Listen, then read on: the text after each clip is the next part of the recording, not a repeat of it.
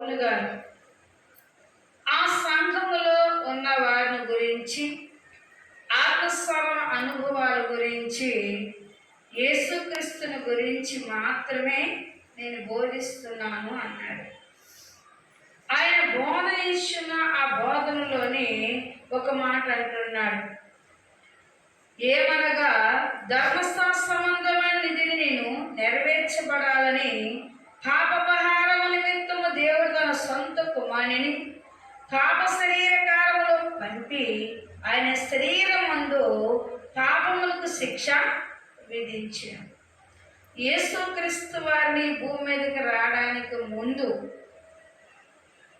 పౌలు కొన్ని సంఘటనలను జ్ఞాపకం చేసుకున్నప్పుడు అంటున్నాడు, నేను ఎవరి గురించి ఉద్దేశించి చెప్పట్లేదు, కేవలం నేను చెప్పేది యేసుక్రీస్తును తప్ప ఎవరిని కూడా నేను ఆ నామం ప్రకటించట్లేదు, ఆయన గురించి మాత్రం ప్రకటిస్తాను. హల్లెలూయా హల్లెలూయా.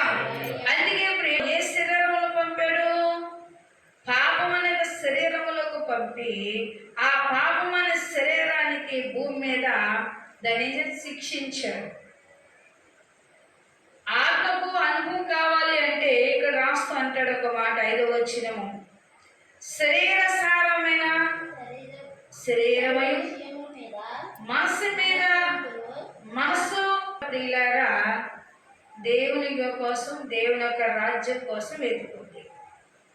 శరీర సారమైన మనసు అంట మరి దేని గురించి ఎత్తుకుద్ది అంటే అధికారుల గురించి, రాజుల గురించి, పార్టీల గురించి, రాజకీయం గురించి, మరి తన అనుభవం ఈ లోకములో సంఘటనలో ప్రభు చెప్పిన మాట ఏంటి అంటే, నేను ఏర్పరచుకుంటున్నాను శిష్యు